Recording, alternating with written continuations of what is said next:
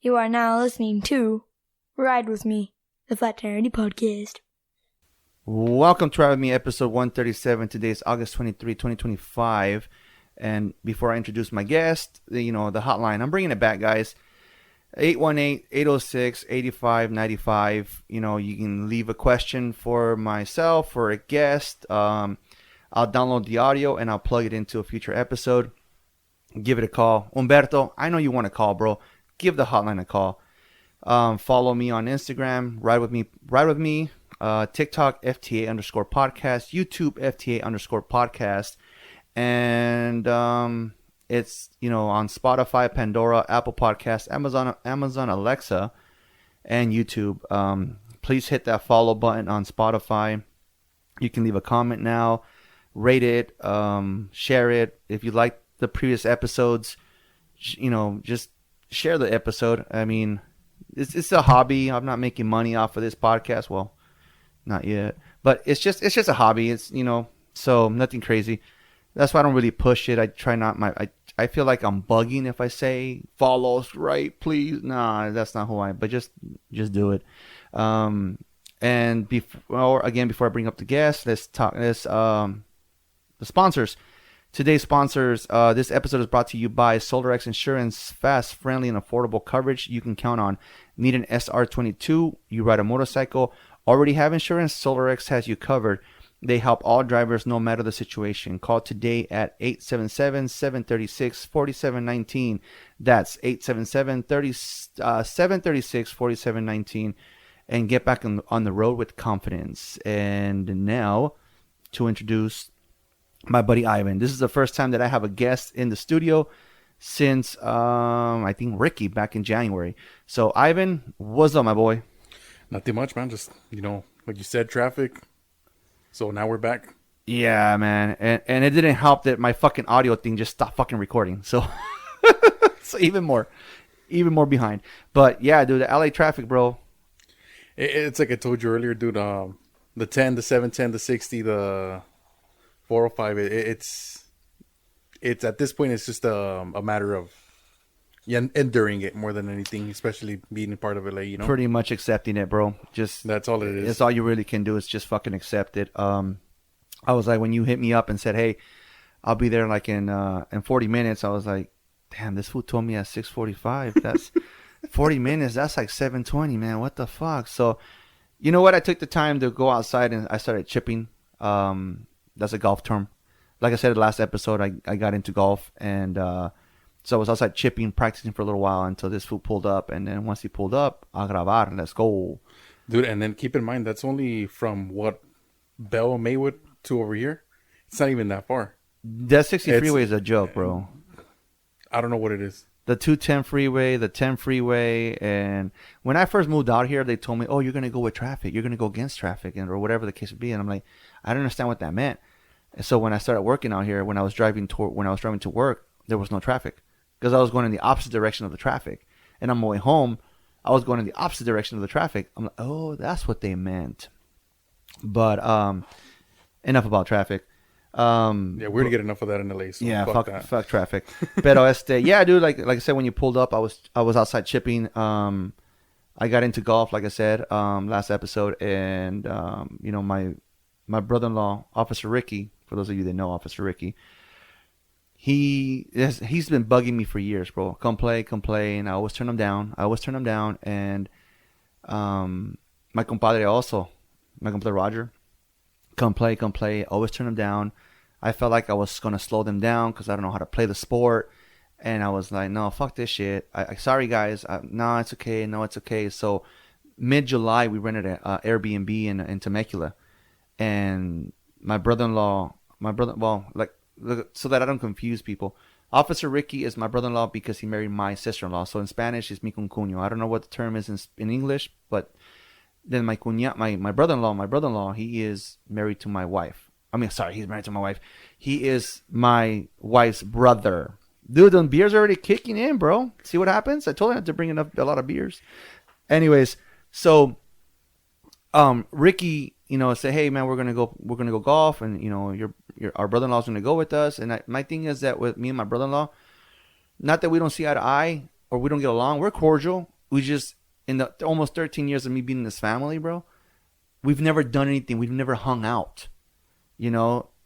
So I was like, I don't know how this guy's gonna freaking be okay with me coming and playing with you guys. But what made me feel comfortable was when we got in the car and he was like, hey, have you ever played before? And I said, nomás on the Wii Sports and shit. And he was like, well, you're gonna have a good time. So when he said that made me comfortable to be like, okay, cool, I'm gonna have a good time. Fuck it, let's go. And yeah, I played my first round of 18 holes, bro. And like the first 18?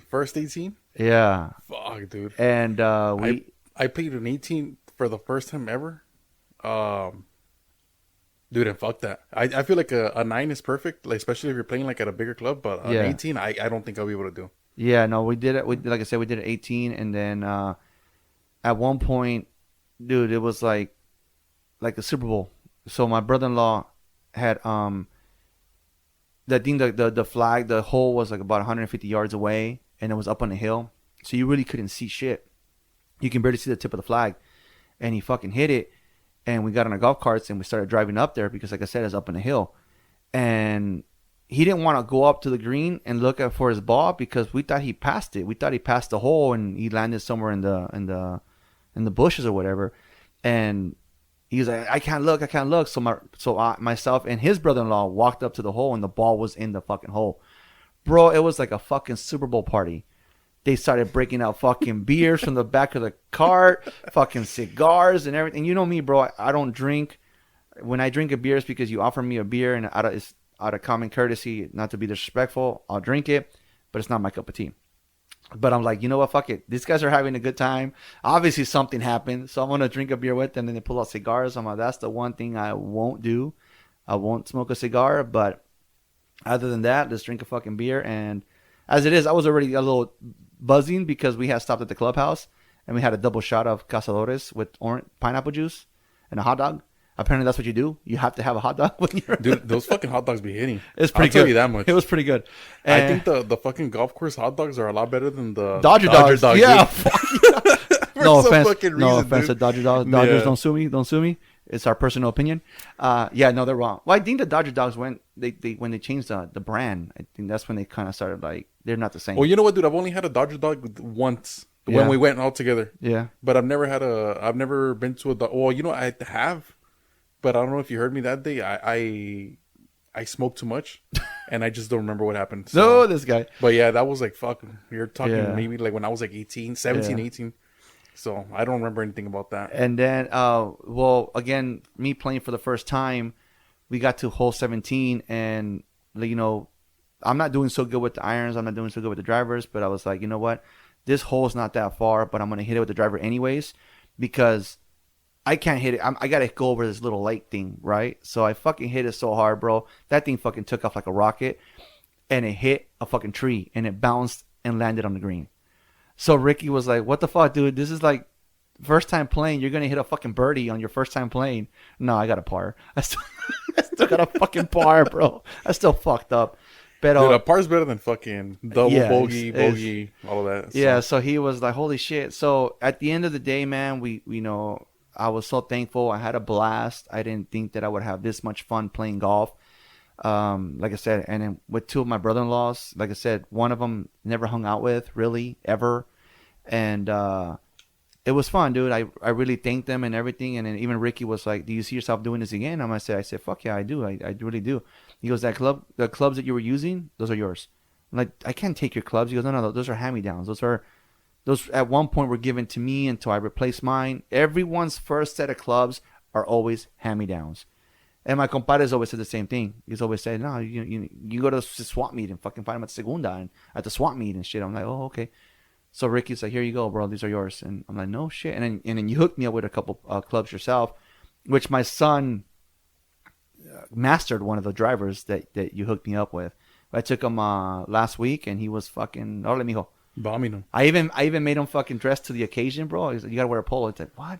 And shorts? You gotta wear a polo and shorts, you know. Dad, what, Dad? Jeans. And we get there, and there's a fucking guy walking in jeans. My son's like, what the fuck, Dad? And I'm like, no. He's probably just going to go to the driving range. He's like, well, that's what we are do. I'm like, we are. It just, but when we were done, he's, Dad, I understand why you meant with the polo. And I asked him the same question. Do you see yourself doing this again? He's like, yeah, Dad, I had a good time. And I was like, all right, cool. I fucking went to Target and got him a fucking polo because what he had was a button-up T-shirt, like kind of like the ones that he wears for church. So when he got him a fucking, he said, Dad, this shirt's fucking comfortable. Yeah, dude, those fucking golf shirts, they're comfortable. Some of them are a little too tight, depending on the brand. Yeah. But like the what's it called, the Under Armour ones and the Adidas ones are really comfortable. Yeah. I'll tell you that. How long have you been playing for? I've been playing for around a year and a half, 2. Yeah. Yeah, because I remember, like I said, I had gone to Topgolf with my girlfriend, and then this was when I think right before I got promoted to become a sales relief, and I was talking to my supervisor at the time, Ray, and I was just telling him, I was like, yeah, dude, I went to Topgolf, and then the driver, this and that, and fucking yeah, dude, he just started talking to me about clubs, like I don't know what the fuck Ping, Callaway, and all that shit is, like I mentioned, dude. Yeah. So yeah, dude, I ended up buying I think a Strixon driver for like $100 off some old guy over there in Rancho Cucamonga. And then I think I bought the irons in a yard sale. And then Ray hooked me up with an Amstel bag. I remember that. And then yeah, dude, I had my little set for the time being. I ended up, I think, giving part of it away, like you said, hand-me-downs to Henry. And homies? then the homies, yeah, pretty much. And then the driver, I did sell it because I wanted to get the Callaway ones at the time. And then yeah, dude, I ended up having the bag that I wanted for a while. But yeah, dude, fucking pretty much like you said, everything that I got, like it was a hand-me-down, trade-in, whatnot. Yeah, my compadre was telling me, we went, like I said, last Saturday, and he was like, dude, you might have to get these tailored to you. And I'm like, well, I'm not going to spend money right now. It's too much. That's one thing I did learn the hard way. Because the other day I went to the golf store, Roger Dunn. Dude, and I was hitting the Titleist TSR3, the one I just got the other day.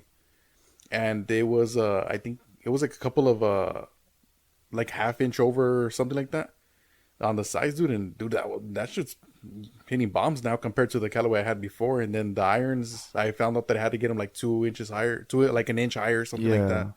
And So- I was talking to the homie Juanito,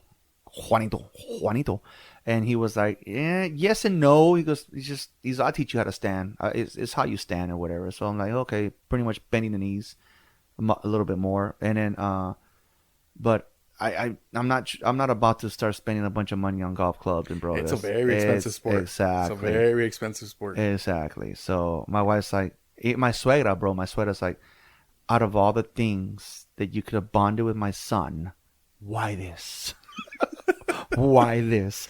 Because I told her, I'm like, hey, suegra, I need you to be my secret Santa for Christmas this coming year. She's like, why? Because I found this badass golf bag that I want you to buy me.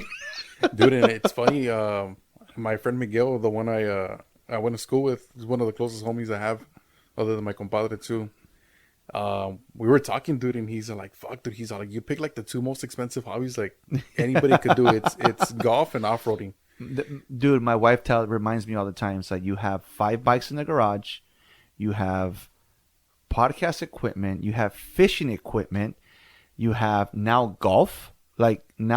She goes, oh, and photography, you have cameras and lenses and everything. She goes, your fucking hobbies are hella expensive. She snapped at me a couple weeks ago. She's like, fuck, and you can hear in her office. She goes, fuck, and I'm like, what? She goes, I'm getting fucking golf reels now. And it's funny you bring that up too, because sometimes like when I want to get like another piece of equipment or something like that, Yeah. like I'll send it to my girlfriend, and then she'll send me like something else, and she'll be like, look, you see what happens? Like my For You page now has this, but it has that. Yeah. Like it's all trucks and fucking golf now, and Yeah. and shit like that. And I'm like, I don't want to see that. Yeah. And I'm like, well, I'm sorry, it's not my fault. You open them, so Yeah, my son was tripping. I was like, Dad, you really sweat fucking swinging a club? Because we were there, we had 2 buckets, and we walked out of there dripping in sweat. I'm like, yeah, I mean, I think I found a new cardio. But yeah, it's an expensive hobby for sure. For sure. I mean, I see the clubs that you want to buy, like, holy shit, $400, está loco este way. But No, hey, You can afford it. You don't got kids. That's true. That's the bright side of not having kids. No, dude, I remember everybody tripped out when I told them my putter how much it costs. When I fucking bought that shit, I think I got it for like $500. Ay, cabrón. But dude, that shit fucking, it's one of those putters where you just aim it, hit it, and it goes in. Yeah. Well, one of the drivers that I have, that you were like, oh shit, this is a good one. I think my dad can use Yeah, this the Cobra. one. The LTDX, Cobra. something like that. My compadre saw it the same day you did, and he was like, dude, let me have it. Let me have it. My mentality is like, dude, I just barely got these clubs. I'm not gonna start giving them away, you know. And I'm like, oh no, I can't. And then he asked me again like a couple of days later, and I googled it. I'm like, that shit is like fucking worth $500. I told my wife, because her aunt is a doctor, and some of those clubs were from her husband. I told my Well, that wife, makes a these lot of were sense. definitely Uncle Carlos' fucking clubs, because this shit's expensive, $500 club. Ricky said, no, that was mine. Oh, fuck. Fucking Ricky, Dude, dude. and you go to those yard sales like over there by like San Juan Capistrano, like that whole Orange County area per se, because they don't claim Orange County over there in that side of town. But dude, you go to that area, dude, and they have like a lot of older people that have sold golf clubs and whatnot. Dude, you always find like crazy shit out there. Scotty Cameron, like the putters. Yeah. You find like brand new drivers, dude, for like $50. Yeah. And you ask them, and you'll be like, hey, like, why are you selling this for so cheap? And they'll be like, well, I already quit playing golf. I'm too old for it. Yeah, my compadre was jockeying one of the ones you hooked me up with, the driver you hooked me up with. Yeah. He borrowed it for like 2 weeks. He was like, let me borrow it, dude. I'm like, go for it, take it. I'm not gonna play right now, so go for it. And then we met up with him last week, and he gave it back. I'm like, that's right, give my fucking club back, fucker. But yeah, no, it's I didn't know how much fun I was gonna have, and now I know, in a way, that I'm missing out every time you guys meet up on the weekends and go play, because now I'm missing out, because I'm like, fuck, this is what I'm missing out on. Like, these guys are having a blast. And by the way, Ivan's a coworker of mine, so if you guys didn't catch that yet, Humberto caught it though. No, I know Humberto, Humberto caught it. Yeah. Fuck Humberto. Oh damn! Don't sue me, Humberto. He said it, not me. Humberto's another coworker, by the way, and he listens to the podcast religiously. He listens to every fucking episode already. So hashtag homie right there. No, yeah, Humberto's a homie. I'm just messing he's a with homie. him. That's así no la llevamos, you know? I'm gonna charge you for every shout out, Humberto. Just letting you know. And that's how I make my money on this podcast, bro. By charging Humberto every time you listen every time I say his name. We should just spam Humberto, like Humberto. Podcast episode name is Humberto. But yeah, enough about bullshitting, bro. You said your girlfriend. How long you been with your girl for? I've been with her for, I think we're going on to like 4 years now. 4 years? Something like that, yeah. So I can remember at the back of my head. I don't see an engagement ring, bro. What's going on? We still got a long way to go, man. I put him on blast. Fuck, my bad. Yeah, dude. It's the beer, bro. It's the beer. Yeah, no, I was talking to her. We still got a long way to go. I want to buy a property. I think I mentioned that to you a couple of times. Yeah. And then I told her that I want her to get a property too. And then maybe we'll have kids from there, and then we'll get married. But that's not gonna happen anytime soon, per se. Yeah. So now it's just a waiting game at this point. She understands that. I mean, you guys are still young, right? How old are you? I'm 24, dude. You're a baby, dude. Yeah. You're a fucking baby. Don't stop talking, bro. You're a baby, bro. Well, I mean, what can I say? Everybody tells me that, dude, but fucking the clock doesn't stop, dude. Yeah, that's no. the downside. Yeah, fuck, I'm 43, bro. Te gano con la mitad. But yeah, no, you're still young, bro. You gotta. Nowadays, people are having kids into the 30s, bro. Like nowadays, like the people are waiting. There's I heard somebody say that recently, like they're pushing 40 and they're barely just gonna start their family. I'm like, what the fuck? You see, I feel like that's a little excessive, maybe 40. But I feel like usually, like my parents say that the 28 to 30 marks usually the spot. Like for example, with me, I grew up with my kids. I was like, 23, 25. I don't remember, but I was young I was about your age then when I had my kids, and I feel like I grew up with them. Like deep down inside, I may be 43 years old, but I fucking feel like I'm a 15 and 16 and 17-year-old because I hang out with them. Like my son, we went to the driving range and we're fucking having a blast. It's like, I feel like I'm their age mentally. Physically, my fucking back is killing me, bro. My back feels like a 60-year-old. See, and that's the thing. Like, for example, my compadre, he just recently had his daughter, like I would say a year ago, and then I feel like you to an extent, you're right. Absolutely, I agree. I would say that definitely when people have kids when they're a little bit younger, it's always personally, at least for me, like growing up with one of my friends, Marco. He's in the Navy. They had him, dude, when his parents were like 17, 18, dude. And it was the same thing, like you said. Like growing up, I would always spend a lot of time at his house, and his dad, he would always like, dude, we would fucking go paintballing when I was younger a lot. That was the thing back then. And he'll be like, oh, like, dude, what? We were like probably like 12, dude, and he was out there with us, and we were like, what the fuck, like, you know.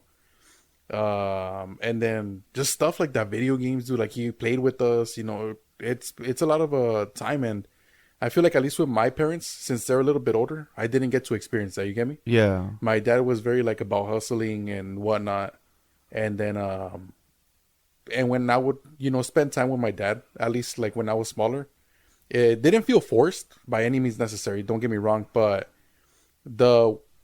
you know, spending weekends at Marco's house and spending weekends at my house, like it was very different. Yeah, yeah. Like my dad would be outside, you know, fucking in the garden and shit like that. Whereas, you know, Marco's dad would be like, oh, let's go to fucking Dave and Buster's. Let's go fucking paintballing. Let's go do this. Let's go do that. Yeah. And it's like you said, because of that, because you grow up with your kids when you have them young. Yeah, exactly. Where as with my dad, you know, it's a little bit different. You know, he's a little bit older, so he has things to take care of and whatnot. So, I mean, that's just how it is. Yeah. So how's your relationship with your parents, your dad? I mean, you've vented to me a couple times, and it seems like you have a great relationship with your father.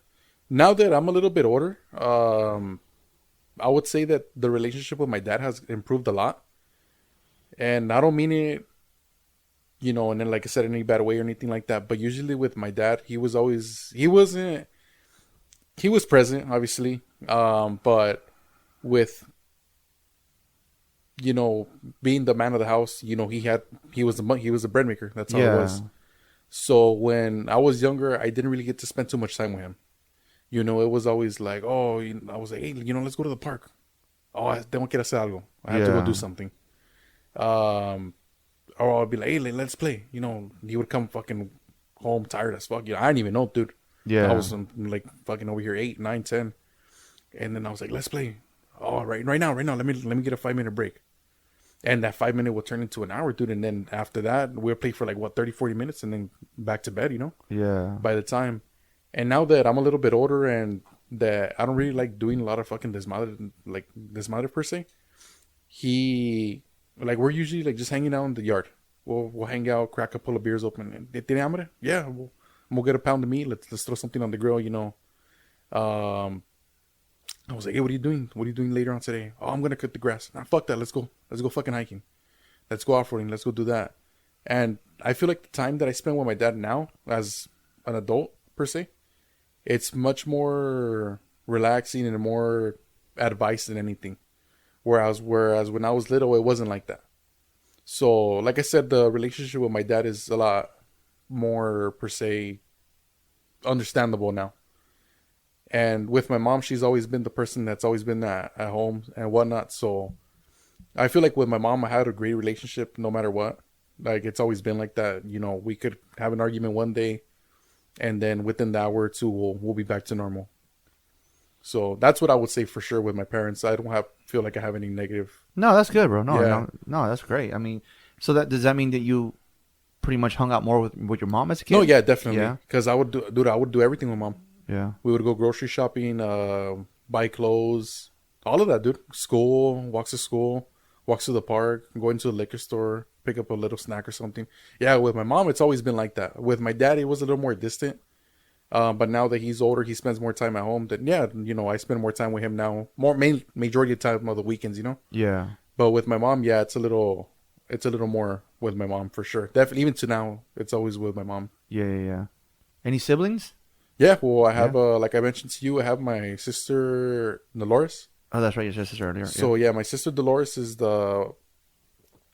she's I don't want to sound stupid and say full sister, but she is my dad's daughter. So in the Flat Tire Andy podcast, we don't title siblings. She's your sister. yeah, bro. definitely. I've told you that in the past. She's your sister. So, and she's the oldest, I'm assuming. Yeah, she's the oldest. And and she's lived with us, like I mentioned, and then with my sister, it's always been a great relationship. Like I said, no issues. I mean, it's a 10-year gap. So obviously some of the things that, I find amusing, she's not going to find amusing.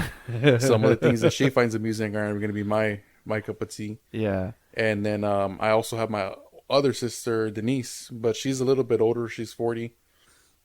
And but she's not from my dad's. Just wrong. Yeah, just my mom. She's your sister, bro. She's your Well, sister. yeah, she's my sister at the end of the day. We just didn't spend too much time with her because The reason why I take that, like, I'm not gonna say personal. The reason why it's like soft spot for me is that my mom obviously had, like, hardly any of us have the same dad, so we're all half brothers. And when people would say, "Oh," but my mentality was like, we all live in the same house. You know what I mean? Yeah. We're all siblings. And we never say, "Oh, this is my half brother." And this is my, like, for example, my daughter. People found out she was my stepdaughter because of the podcast. I had a buddy of mine, Victor. He's like, "Dude, I didn't know your daughter was, like, not your daughter." I'm like, "Well, she's my daughter." He goes, No, that's not what I meant. Because every time I introduce her to people, "Oh, these are my kids. These are my kids. These are my kids." These are my boys and my stepdaughter. It was always my kids, my kids.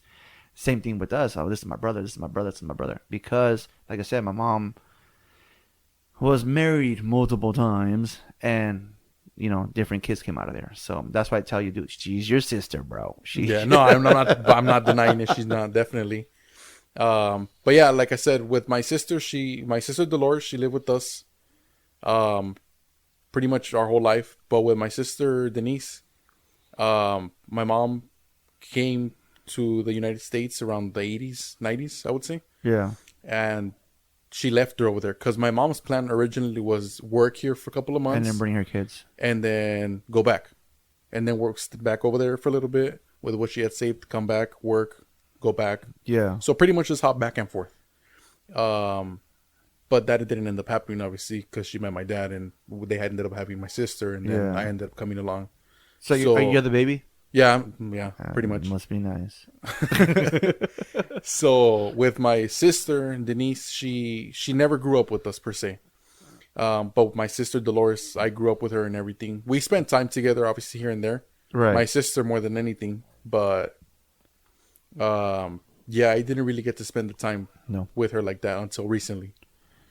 Now that she's a little bit older. But the relationship is there. But the relationship is definitely there, dude. That's perfect, bro. I was asked these questions to get jealous because obviously the relationship with my siblings is not the greatest. Relationship with my parents, actually with my mom, not the greatest. So I like to hear stories. I like to hear stuff like this. I like to hear that I get along with my siblings, my parents, and you're fucking asshole, man. But thanks a lot, Ivan. There's a door. Anyways, it's cool. It's great, Brent. It's fucking awesome that it's like my one of my son's business out on blast.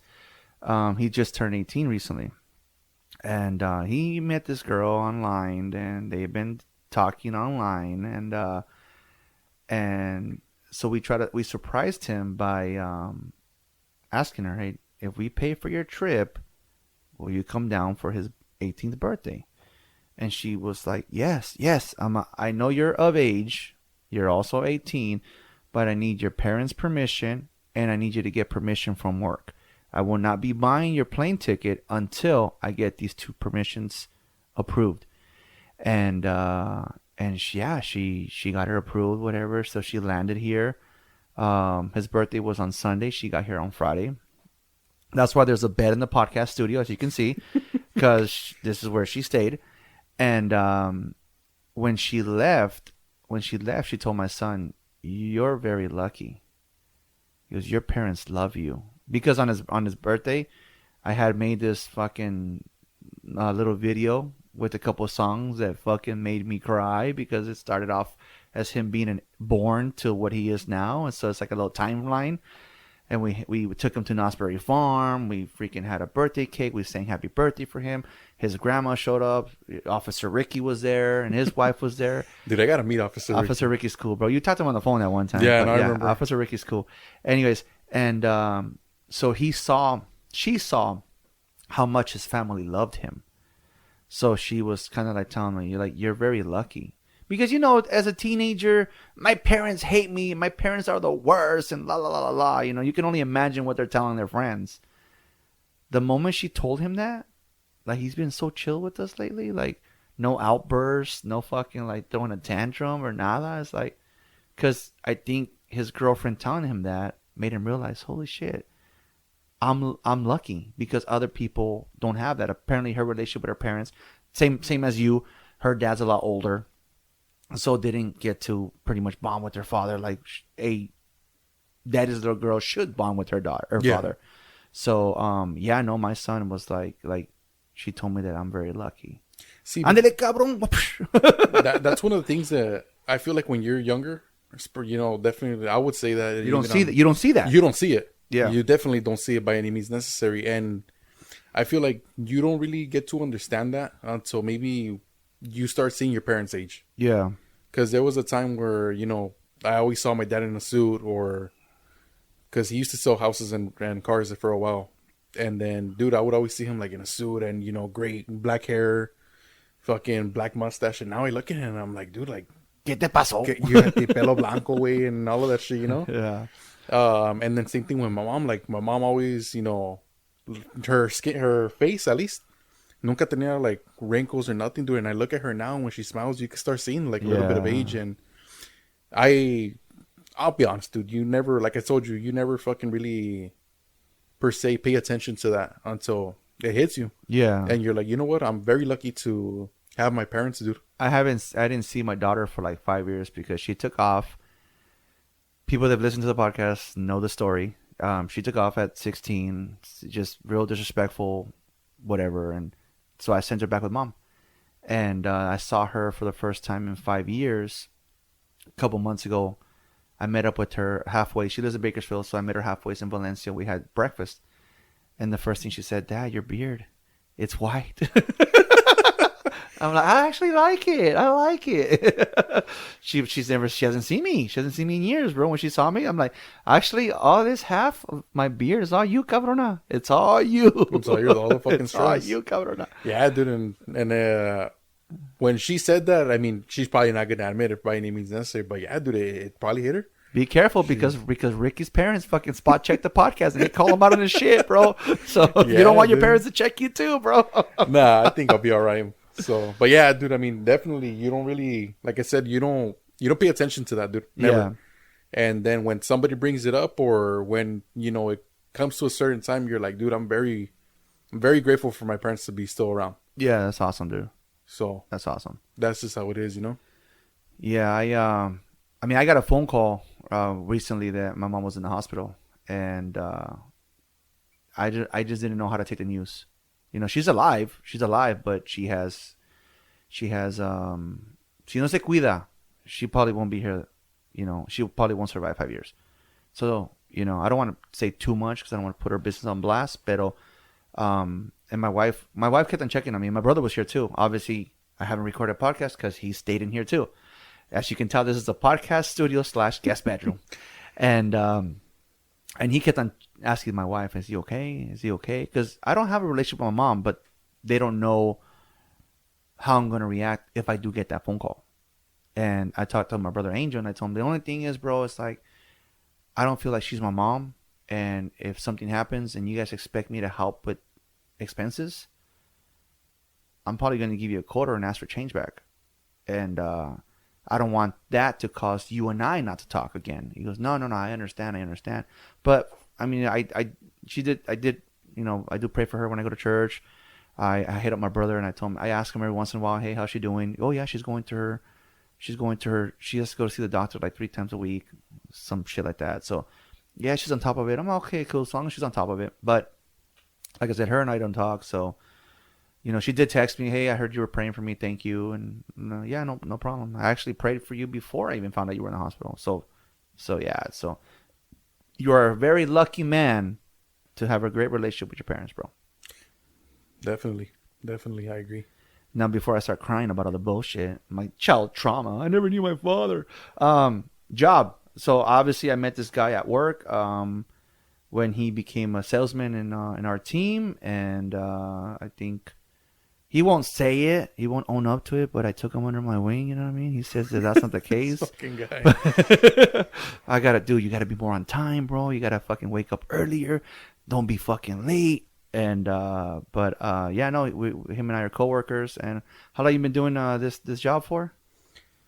Going on to 3 years, I would say. Yeah. También. A lot of the guys, so. Miguel, Caesar, a lot of the guys have been here like 3 or 4 years. I'm a veterano, bro. I was fucking 12 years, fucking a couple of days ago.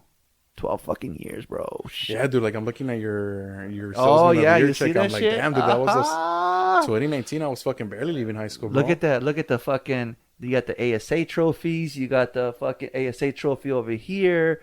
You have fucking the salesman of the year plaque right here.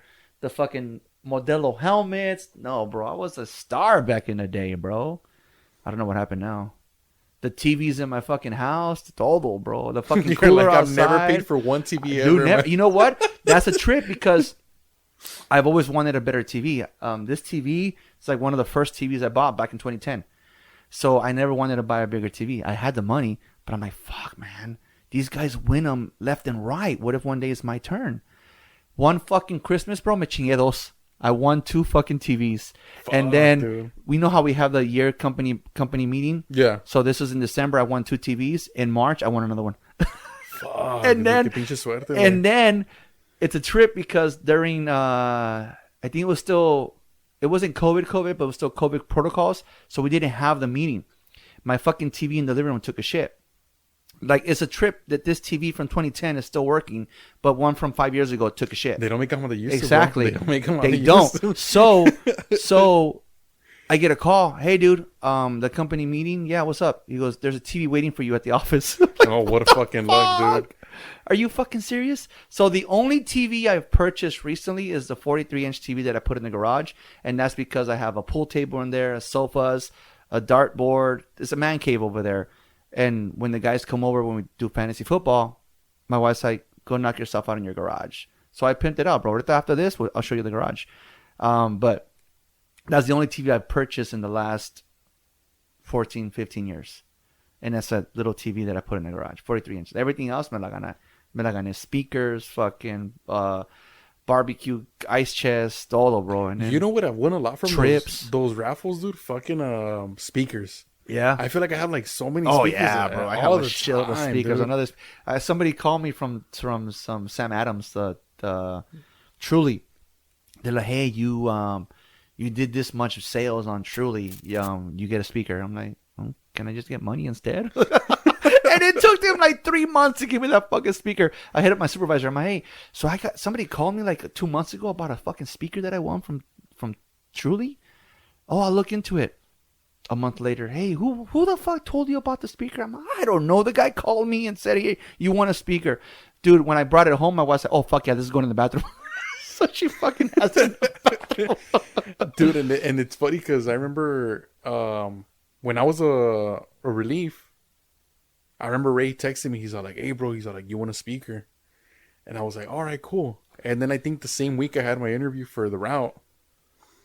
And then like a month passed by. I was already like a month on the route. Rudy hits me up. He's like, hey, you want a speaker? I'm like, another one? What the fuck?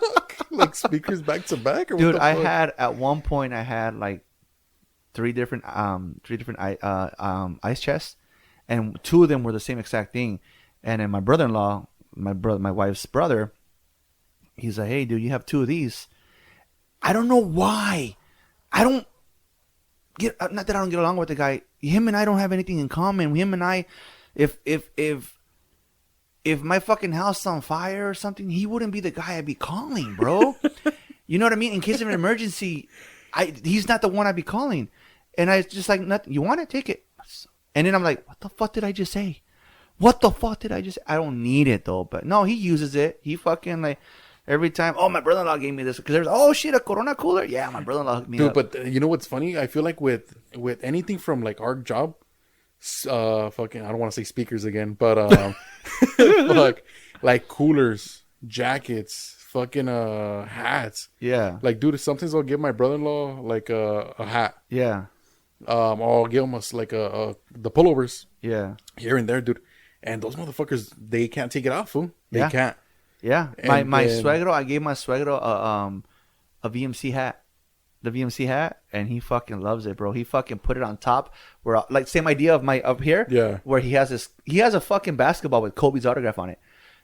He put the hat. Put the hat on top? Yeah, dude. Like Hell this yeah, fucking dude. guy likes that hat. When we met Canelo the second time, this go around, he's like, take my hat so you can get it signed. I'm like, bro, he's not gonna sign anything. They told us already told us no autographs. He's like, that sucks. So he wanted me to take the hat and get an autograph. But yeah, no, the same thing. My compadre one day I had they gave me a polo. I'm like, I already have that same exact polo. So I gave it to him and he said, dude, everybody fucking compliments you on the fucking polo. I'm not sure. Well, as long as you use it, fucker. As long as you use it, fucker. So yeah, our job has this job has a lot of perks, bro. We get a lot. Look, we went and hung out at the Dodger Stadium Yeah. a couple months ago. We won Sapporo. a Sapporo trip. Easiest fucking incentive ever. Fuck yeah, dude.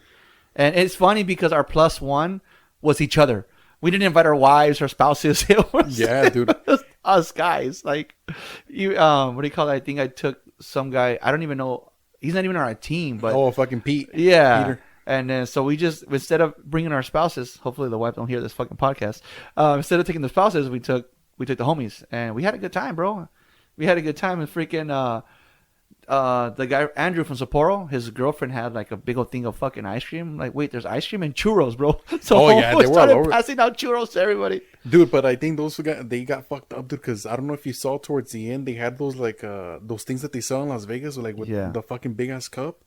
And I was like, yeah, dude, these guys are Bro, fucked towards up. the end, I started like, I don't drink, but you guys are like, grab a beer, grab them anyways for us, whatever. At the end, I was just handing them out to the people in front of us because that was way too many. Oh, yeah, it was the way game too was much. already at the 8th inning, and it's like, no, there's too much fucking beers. I have like 4 of them. Here, you guys want them? And I was That's fucking passing them out. coffee at that point, dude. Exactly. It's not even gonna be good at that point. Besides golf, any other hobbies?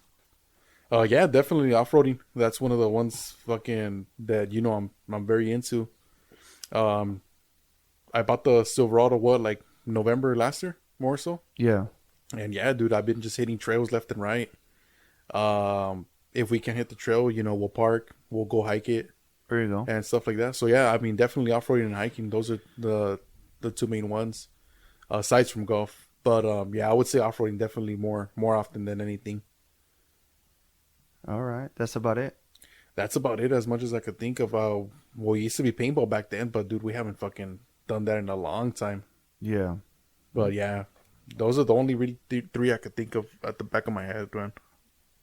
All right. Like I told you, man, I got fucking fishing. I got fucking golf. I've been now. trying to get into fishing, but I don't have the patience for You it. have to have patience, bro. You I don't have to have have that. patience, bro. I don't have the patience for We that what? shit, dude. I like sharing this story because it was my compadre and myself. He lived in Whittier at the time, and he would drive to my house in Oxnard, and we would drive to Ventura to the pier, and we would go night fishing off the pier. They wouldn't close the pier, so we just go. And one night we fucking pulled up a small shark, tiny thing, but big enough. It's tiny but big enough. And we were afraid to fucking touch it, but fuck that. No, you get it. No, you get it. No, you get it. This fucking guy comes up to me and says, hey, can I have it? Get it off our fucking hook and you can have it. And so he grabbed it, bro, and then we continue fishing. No joke, about 20 minutes later, the fuck's that smell? Homeboy's grilling the fucking fish, the shark, bro. Hey, you guys want a taco? I'm like, no, dude, that's not yours. It was a homeless guy or unhoused right there off the pier that he pretty much was waiting for somebody To fucking come up on something. Exactly. And he was fucking grilling it, bro. He has his little propane tank y todo, and he was like, you guys want some? No, knock yourself out, bro. And he was fucking eating. He fucking said, well, he fucking went to bed full that night. No, I'm sure, definitely, dude. I mean, if it's a fucking shark, dude, like you can only Yeah. imagine. And you know what's funny right now that you bring that up? I remember in like Mexico, well, my sister, the one that lives in Mexico, she told me that in like the Puerto Vallarta area or whatever, even parts of TJ, that they focus big, like their food obviously is big time, seafood. But as far as like the sharks and stuff, and what's the other one? That fucking thing that flaps? The manta rays. Dude, that's it's very nutritious from what I've heard. Yeah. I'm not too sure. I mean, I'm not a fucking Dude, one day we went deep sea fishing and we caught a bunch of rockfish, and he's like, we're going to have ceviche today. And I'm like, but you're staying in a hotel. Because he would come down from Whittier and stay if I didn't have anywhere for him to stay, he would get a room. La Quinta, dude, fucking breakfast in the morning. Let's go. And like, dude, there's no kitchen in here. Like, there's nothing to cook it with. What do you mean ceviche? It's the first time I had ceviche. He's nah, bro. The lemon cooks it. I'm like, the fuck's this guy talking about, bro? Fucking fresh ceviche out of the ocean, like within the hour, was fucking amazing, bro. I've never had ceviche like that. Yeah, it's fucking amazing. I was like, he told his girl, go get me tomatoes, go get me fucking lemon, cilantro, everything to make ceviche. The fuck? And I'm over here, dude, there's no fucking kitchen. Nah, man, the lemon's gonna cook it, bro. And yeah, dude, fucking bomb ass ceviche, bro. You know what is good right now that you're bringing up ceviche?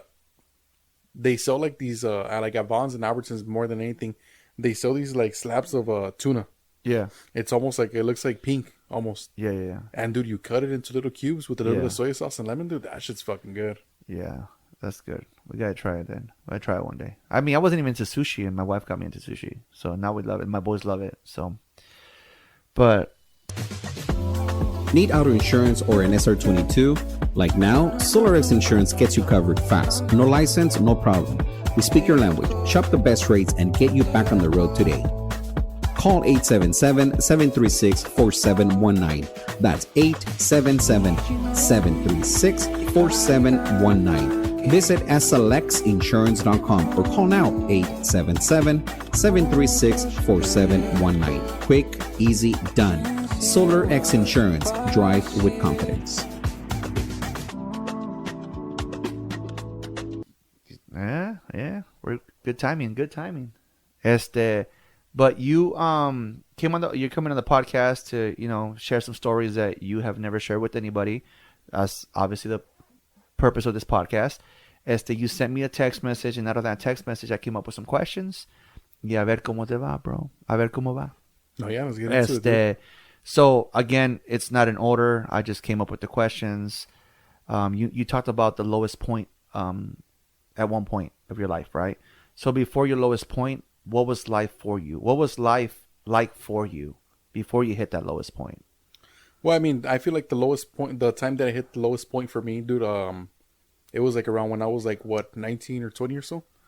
And I would say, like, obviously when you're 18, 17, dude, you don't give a damn a lot about things, Right. You don't really put into consideration a lot of the stuff fresh out of high school or senior year of high school per se.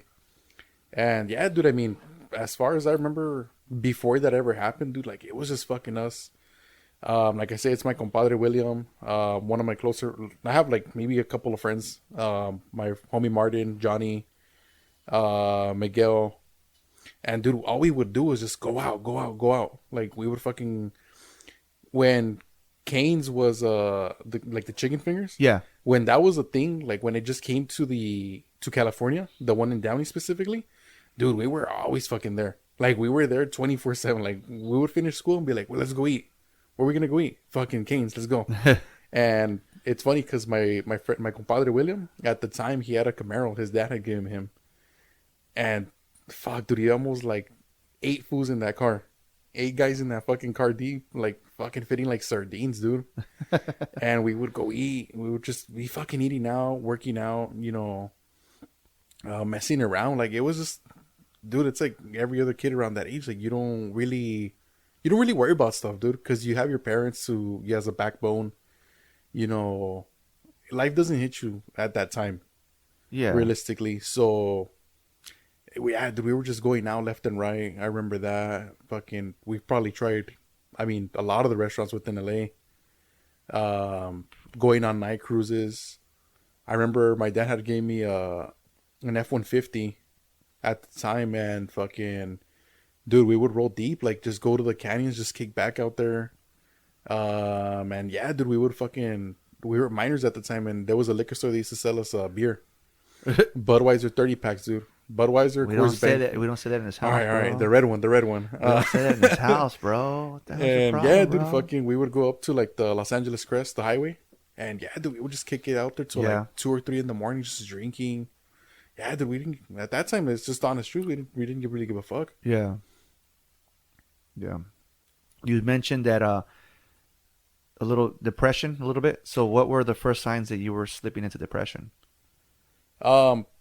So this is pretty much where the whole story starts, I would say. Um, I would say senior year of high school, I was dating this girl at the time, and fucking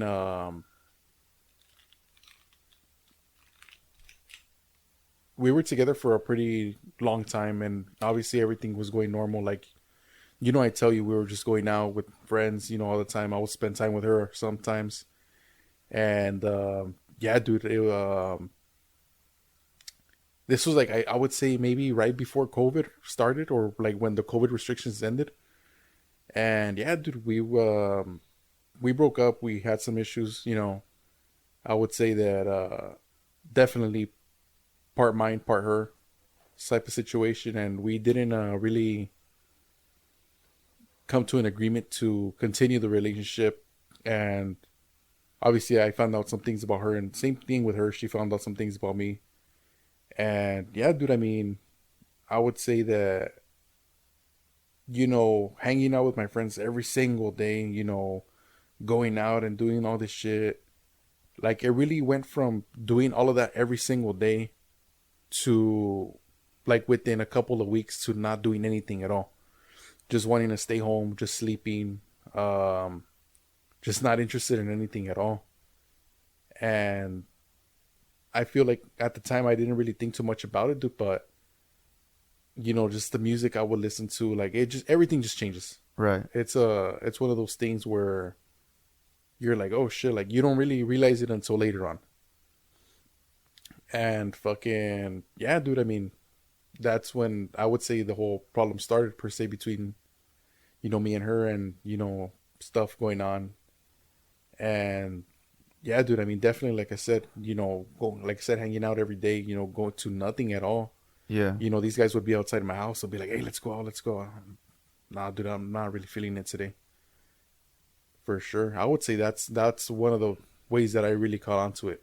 So pretty much the next question would be, did depression impact your daily life and relationships? You just said right now you would tell the homies, not today. Yeah, no, I'll just be like, hey, you know what? I would tell them, not today, next time. I didn't really want to do anything at all. Like, I wouldn't turn on the Xbox. I wouldn't turn on the PC. I wouldn't do anything, dude. And then, like I said, I would just listen to fucking music that you don't really think about it as music that would really affect you. But yeah, dude, I mean, I would listen to music that just pretty much puts you in a position where you now that I listen to it, it's just like, fuck, like that music is not something anybody should be listening to. Right. Like, for example, one of the artists I could give you is Night Lavelle. I'm not saying that he's a bad artist. They make pretty good music, Suicide Boys and all those guys. But dude, like, if you put yourself in a per se in a what's it called? How would I say it? In a situation where that's all you listen to, that's all you're gonna think about. So definitely music. I wouldn't eat. I would just be laying down all day. Like, I didn't want to do shit, dude. Right. That's one of those things I would say for sure happened. But as far as that, I don't really remember anything else other than that. What event made you realize that you needed to make a change? Or what moment? What specific moment when you realized you needed to make a change?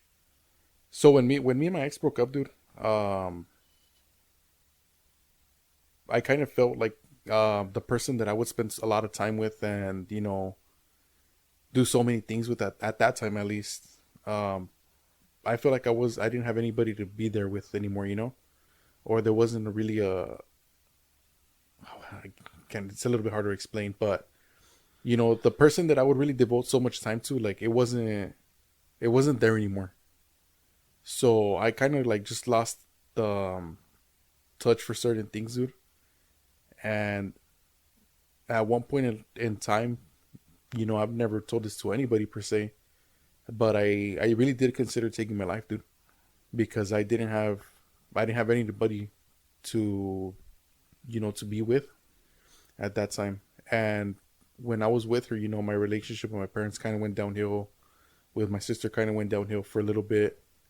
And the first time I didn't I wouldn't say tried by any means, but the first time I would say chickened out, I would say that's when I kind of caught myself, and I was like, you know what, you need to fucking do something about it. And from there, pretty much I just started fucking hitting the gym, dude. I would say that I would start hitting the gym consistently every single day, dude. Every single day I was in there. And that kind of just changes your attitude on a lot of things, for sure. I mean, I've been there. I mean, people know that I also almost tried to end my life, and then, you know, and after I realized, I'm like, shit, I'm doing this for a girl? What the fuck? The fuck am I doing? I got my kids to worry about now, you know what I mean? So, but you said that you felt like you were alone or whatever, like didn't have anybody to talk to. I felt the same way, but in reality, you know, I felt like I had no one. In my case, you know, my mom was covering for because what I don't know if I told you, but she was doing me dirty with one of my brothers. So, and my mother was covering for them. So my mother's covering for them, who else knows? So I really felt like I had no one to talk to. Yeah. And then my compa would come down from Whittier every once in a while to check up on me. Whenever he hear my voice, I'm on my way, and he would drive from Whittier just to make sure I was okay. But at that moment, I had no one. So my moment where I had to pick myself up was when I realized, wait a minute, I have my kids to worry about. What was the first steps that you took to start picking yourself up besides the gym? Well, I would say definitely the gym is one of the things that, you know, by all means, if I could help me, I would say change a lot the way I thought and everything. But you know, I kind of saw the different outlooks on you know, on things, you know. Right. Like I said at the time, you know, because of the relationship with my ex and my parents wasn't really too good, or my sister. I kind of thought to myself, I was like, what would my parents even think if that was the case, you know? Yeah. And then aside from that, you know, I was like, you know what? There's a lot of other things that I could do that will kind of change the outlook on things. And I would say, you know, with starting, wanting to start a law enforcement career, that's really where it all started as well. Because I was just lifting so much weights, running all the time consistently. I was like, you know what? Let me try to apply it to something where it's a challenge. And although I didn't get hired the first time, and even to this day, it's still like that, unfortunately. That's really where it started for me. And I was like, you know what? Maybe this is what's the thing that's calling me. Yeah. This is the thing that if I was to take my life, you know, at that time, this could be the what if. Yeah. The other side to the story, you know. So I think you kind of answered the next question. Did you have any role models, friends, or resources that help you at the time? You're saying that applying for law enforcement kind of gave you that was what helped you at the time. Yeah, so definitely I would say that it kind of like motivated me to, you know, just succeed and keep going, for sure. Like I said, you know, I mentioned music. And I would like to say that I kind of switched the music I listen to. You know, it started going from a lot of that stuff to more like Nipsey Hussle, Dom Kennedy at the time. Dom Kennedy's still one of them. I went from Britney Spears to Linkin Park. So, you know, when you have guys just talking about fucking ending your life and drugs and all that shit, to something where they're talking about, you know, doing better. Yeah. More positive. Making more money, and, you know, just having a better outlook on life. Your mentality definitely changes. So, dude, even to this day, I would say that, you know, Nipsey Hussle, Larry June, Dom Kennedy, they've all definitely affected me in a positive way to kind of go ahead and, you know, become a better person. You know, even when I'm upset now or I'm not motivated to do something, you know, just put that shit on, dude, and just go on with your day. Yeah. That's just how it is. And then definitely for sure, my brother-in-law and my brother-in-law, for sure, that's one of the guys that, you know, he was there for me no matter what during that time. And he helped me out big time, dude, for sure. You know, just talking to me and, you know, gave me advice. You know, he's been in a similar situation with his ex before he got with my sister, and he was just like, dude, just gotta it's one of those things where you really have to push through. Right. That's just how it is. Were there any setbacks during your recovery? I mean, I would say that definitely, you know, getting texts from my ex and whatnot, you know, it definitely messes with you. And you're put in a position where you're like, oh, should I go back? You know, is this person really going to change for me and whatnot? You look now and you're just like, dude, like, it's not even one of those things that's worth it. So yeah, definitely there is setbacks just simply because of, you know, there still being somewhat of a connection, but you know it's not going to work out at the end of the day. But no, definitely I would say that there's setbacks. You know, I wouldn't say now, but there was definitely setbacks. I'll tell you that much. Yeah. How did you first realize that motivation would be key topic to your story?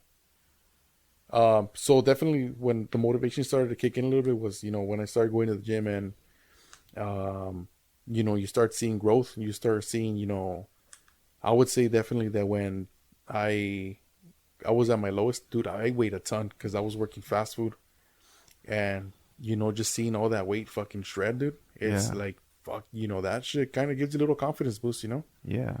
So that definitely put me in a much better situation for sure. And at that time also, I started working with my brother-in-law at the other company I was at before I started working at Harbor. Dude, and then the money changes you for sure. You know, anybody who tells you that is fucking lying to you. Yeah. But dude, like seeing more money roll in, like you have more opportunities. And then at that time, you know, I started investing a little bit, doing some stock trading here and there. And dude, that shit, you know, I'm not saying that you're going to double your money, but definitely, you know, those 0.5s, 0.15s, you know, that you start seeing in, you're like, oh, okay, well, this is something I could use towards another time, you know? Yeah. And then, yeah, dude, I mean, little by little, I would say that during that time, things started to straighten out. And the things that start straightening out, like, were the ones that motivated me, you know? Yeah. For sure. And you don't realize it until later on, like I mentioned earlier with other things. But, no, yeah, definitely, I would say that. I mean, you pretty much answered the next 4 questions, and I'm not going to ask them because then I'm going to sound like an idiot asking you questions that you already freaking answered. So, I mean, one of them was like, how do you personally define motivation? You kind of answered that. What's your go-to method for getting motivated? You already answered that. How do you keep pushing forward? You already fucking answered that. And then are there any habits or routines that you rely on to stay consistent? You kind of already answered that. So, unless you want to add anything else to that. This topic is motivation and self-discipline. So, I mean, whenever, this is one of those things that, you know, obviously I tend to do watch podcasts here and there. I mean, not mine. But not mine. Sorry, dude. Sorry. After this one, right? After this one, I'll It's all right. My compa says I only listen to the ones that I'm on. So, I was watching a podcast, dude, where it's Nipsey Hussle, you know, rest in peace to the guy. And he starts talking about how when you really want something, you have to speak it into existence. So at the time, dude, I was like, that's just some fucking corny shit that, you know, some guy's saying because he's already there, you know? Yeah. But I didn't really pay too much attention to it. But at the time that, you know, I had my...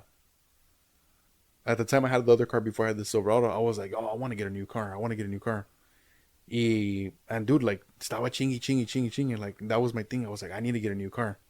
I want something, you know, something nice, you know, something to go out in. And dude, I was hustling, dude. I was hustling and saved up a little bit of fucking pocket change here and there. And before I knew it, dude, I already had it. Yeah. And that's one of those things that I tell everybody. I was like, dude, like, you have to, corny as it sounds, you have to speak it into existence. Yeah. When I bought my truck, dude, same thing. I would say that I always told my girlfriend at the time when we first started dating, oh, I want to get a truck. And sure enough, dude, I you know, you did the time, you did the work, dude, and you get it. Yeah. And now there it is, fucking $750 a month, but there it is, dude. And yeah, dude, I mean, everything that I would say that I've always wanted, and everything that that I say that, you know, I've always wanted and I've always wanted to have since I was little. Yeah. Little by little, dude. It's just one of those things where you have to write it down, you have to work to it, and little by little you'll get it. Yeah. You want to grab another drink, bro? Knock yourself Yeah, out. let's While do it. you do that, I'm gonna remind the guests, my listeners, I'm sorry, that this episode is brought to you by SolarX Insurance. Fast, friendly, and affordable coverage you can count on. Need an SR22, ride a motorcycle, already have insurance? SolarX has you covered. They help all drivers no matter the situation. Call today at 877-736-4719. That's 877-736-4719. And get back on the road with confidence. I had to give Ivan enough time to go ahead and grab himself a beer. I think we have ourselves another unofficial sponsor, dude. Ale Smith for sure. Ale Smith, yeah, you know, but we don't. I mean, hopefully, man. I had Belchimira at one point.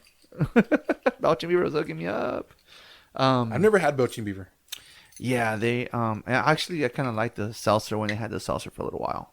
I do remember that. That was like when I first started the passion fruit or the passion fruit guava. Yeah, that one was good.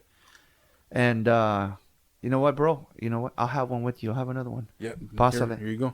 Well, párate now. You're gonna dig it up. I'm over here gonna read stuff. He's handing me over a beer. I'm gonna let him open another one. Again, this podcast episode is brought to you. I'm just killing time now. But now I'll do it real quick to kill time. We were recording earlier, and my freaking machine stopped recording in the middle of our conversation. 15 minutes for nothing. Pero we got it going. I had to get a new memory card and did all that. Pop it open, bro. And then, cheers. Oh, I'm not a beer drinker, bro. But once, you know, like I said, common courtesy, polite. This one's a little more hoppy than that one. That one's more sweeter. The Yeah. Erdinger Weissbrau. Well, if I get buzzed, bro, my wife's gonna thank you. Just saying. Anyways, next topic is life lessons and advice. What has overcoming depression taught you about yourself? With that scenario in my life, dude, I would definitely say that people are able to overcome anything. And I feel like majority of the times with at least... My bad, I had a burp there first. No worries, bro. At least with... That had Humberto's name all over it. Fucking Humberto, dude. No, I would definitely say that when people are in a state of like anxiety or in a state of depression or a state of, sadness or something like that, I'm not going to sit here and tell you, because I'm not a mental evaluation person or whatever, psychologist. But I definitely do feel that when people are in that state of mind, majority of the times it's because it's something that's triggering you that makes you feel that way. And what I mean by that is that, for example, with at least with my ex, you're consistently, like, at least me at the time, I was checking up on her, and doing all this shit. Dude, those things are, whether you believe it or not, dude, that type of shit fucks with you. And I'm a firm believer that, for example, the music, the checking up on her, like not wanting to do anything, just isolating yourself, that puts you in a position where you're not going to get out. And if you change things little by little, much how, I started going out with my friends again, even though I didn't feel it, dude, I started going out with them.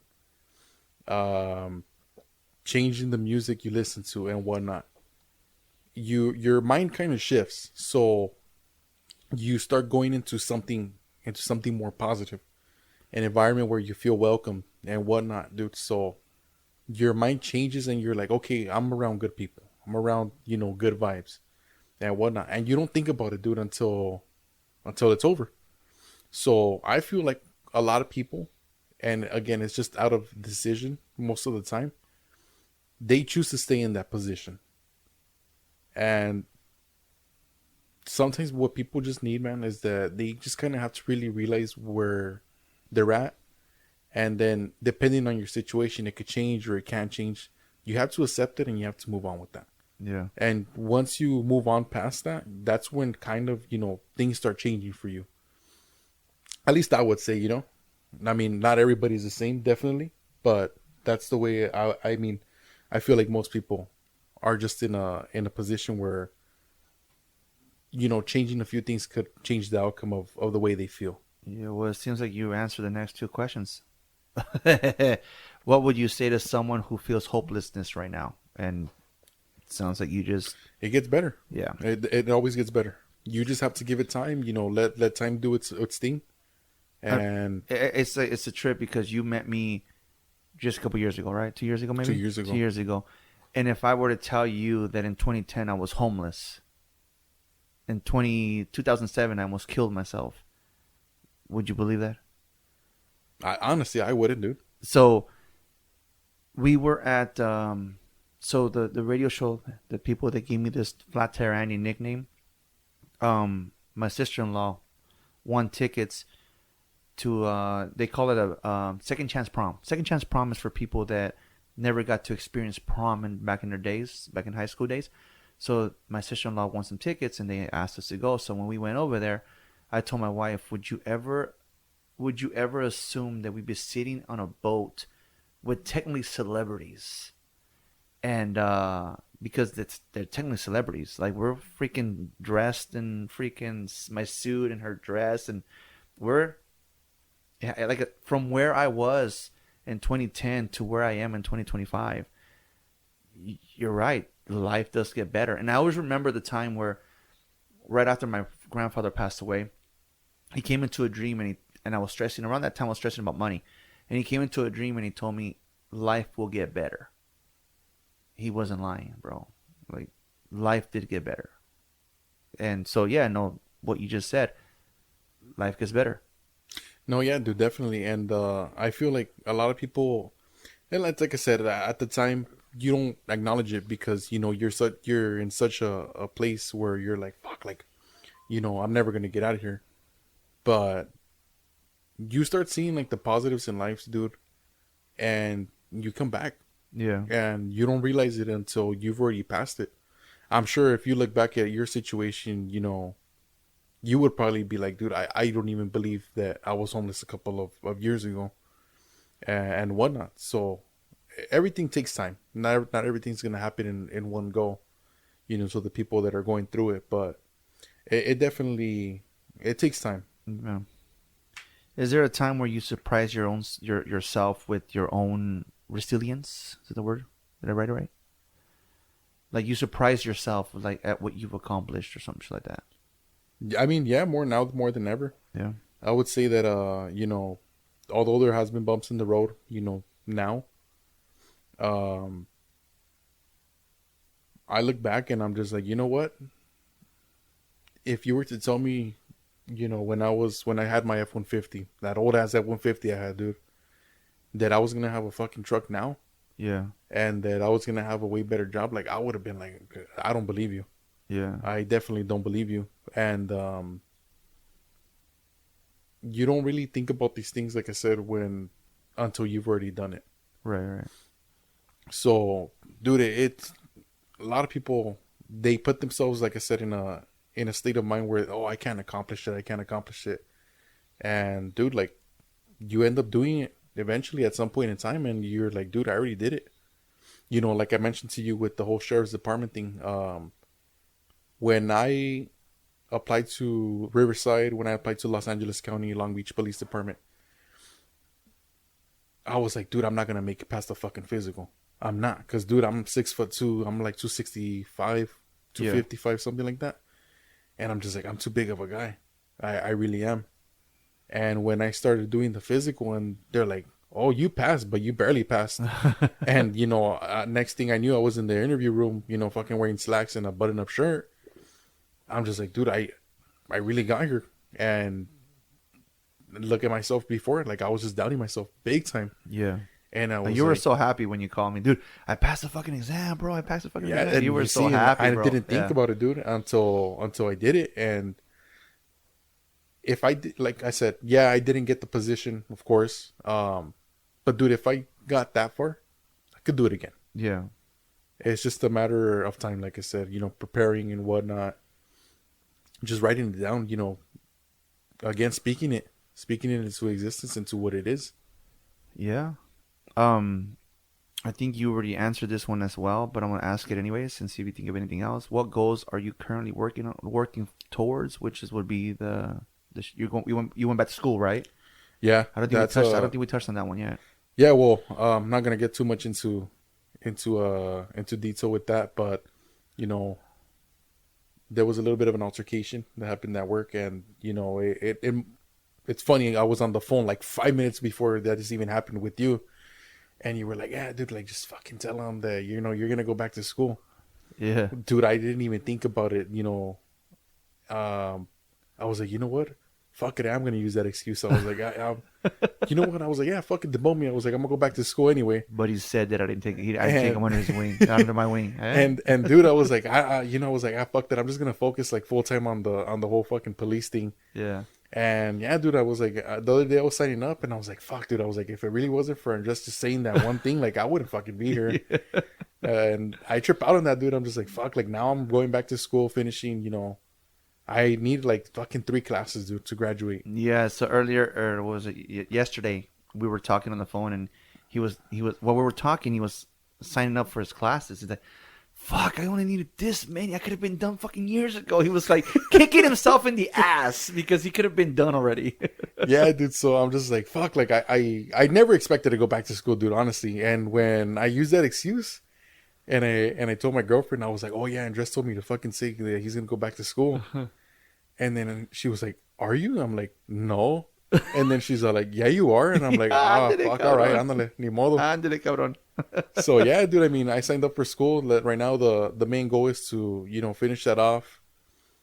Just build a badass resume, dude. And then hopefully just go straight into law enforcement at some point in time.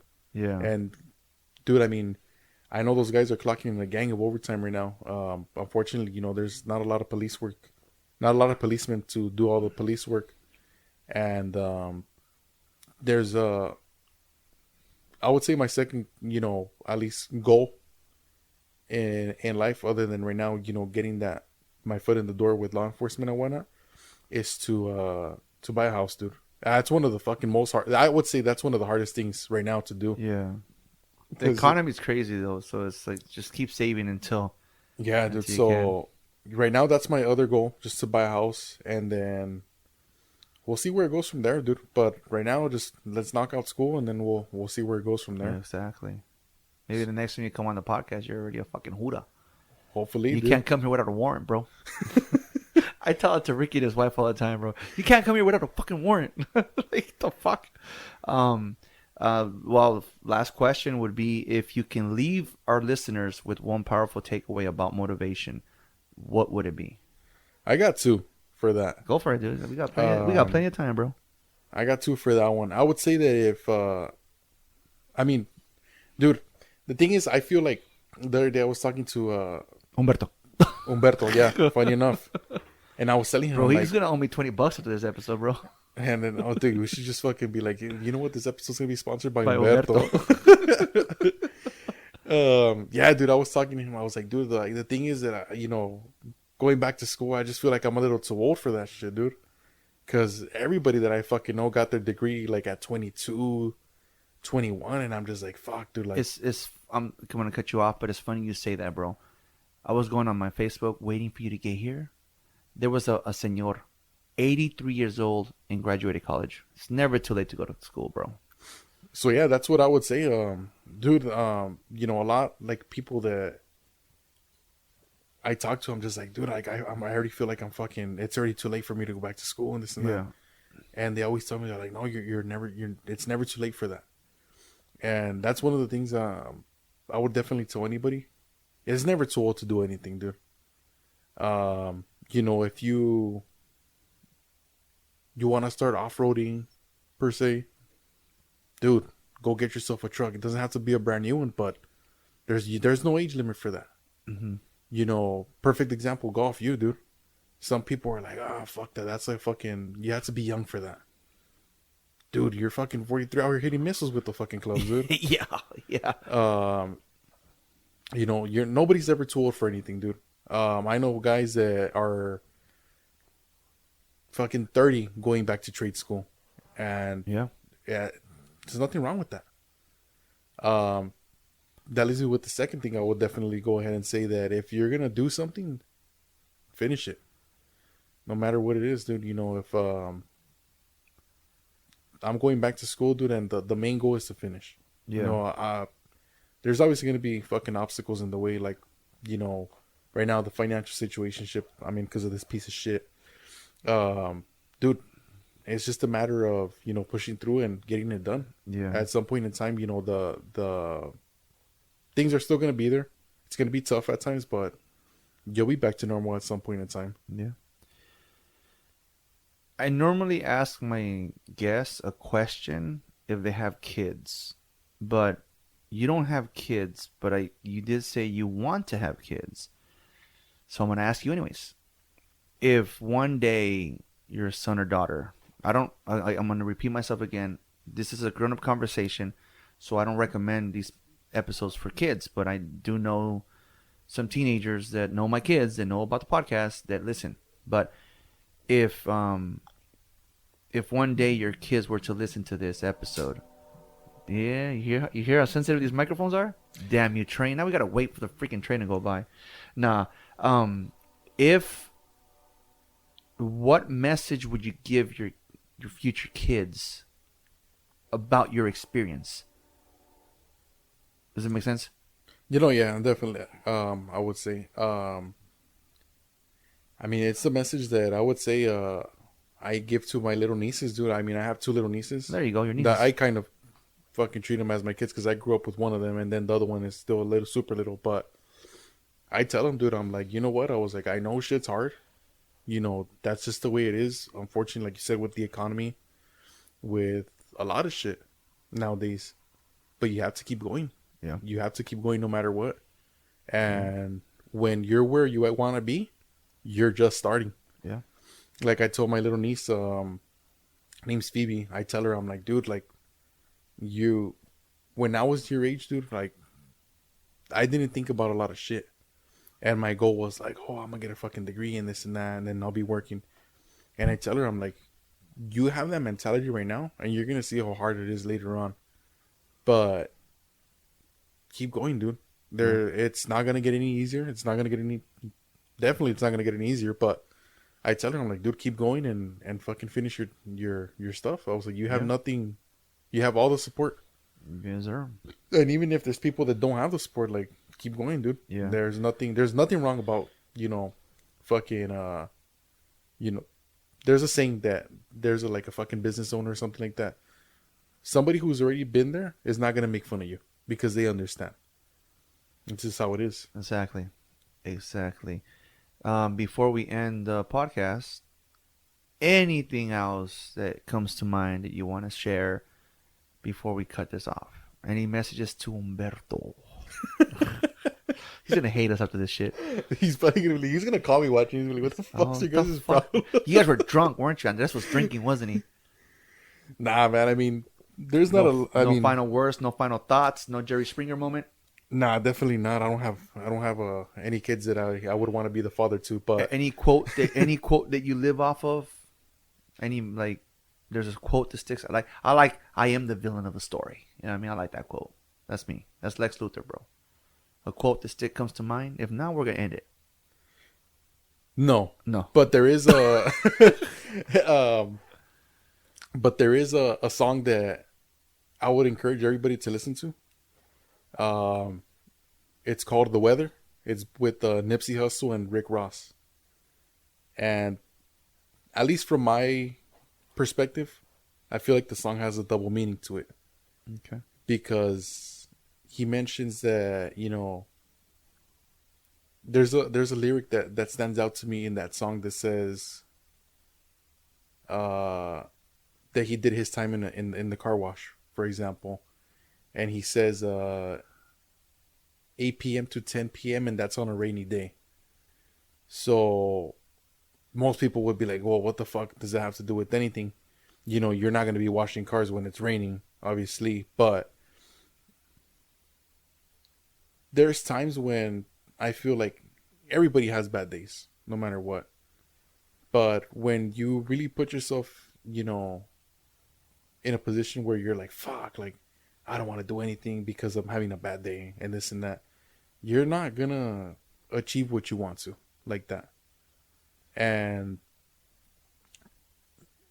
going back to the song, at least I would say, is that when he says that, at least for me, from my understanding, is that you have to put in the time, you know, you have to put in the dedication, whether you're having a good day, whether you're having a bad day. And it's just a matter of a time when, you know, you'll get what you want. Much how, you know, I don't really keep up with Rick Ross per se, but, you know, much how Nipsey Hussle built his real estate, you know, little empire that he had, you know, his brands and whatnot, his music. And you get to where you want to be at some point in time. But again, it's just a matter of, you know, putting in that work, even when it's a bad day, even when it's a good day, you know, you have to keep going, like I said, no matter what. Beautiful said. Beautifully said. Fuck, I'm buzzing already. Fuck. Good way of putting it. There you go. Anyways, es todo? I would say so. All right. Well, then this podcast was brought to you by SolarX Insurance. Again, fast, friendly, and affordable coverage that you can count on. Need an SR22, ride a motorcycle, already have insurance, SolarX has you covered. They help all drivers no matter the situation. Call today at 877-736-4719. That's 877-736-4719 and get back on the road with confidence. Hit up my boy Juan. Again, I've known this homie since we were in high school, bro. So, well, Ivan, gracias por venir. Thank you for coming. And then, you know, my apologies to everybody who was expecting something a little deeper. You know, it's a little hard for me to open up. I wanted him to cry. He didn't cry. Anyways, no, man, thank you for making the drive over here. Like I posted it one day and you're like, fuck it, let's do it. Maybe you being on here give, you know, encouragement to the other guys that listen to the podcast and like, hey, Humberto. are thinking about Humberto, Miguel. And, yeah, so yeah, again, thank you for making the drive. Thank you for the drinks. And like I end every podcast, Ivan, thank you for riding with me. No, thank you, man. Thank you for having me on here for sure. All right, bro. Late. Thank you for listening to Ride With Me, the Flat Tire Indie Podcast. You can also listen to us on iTunes, Spotify, and Podbean.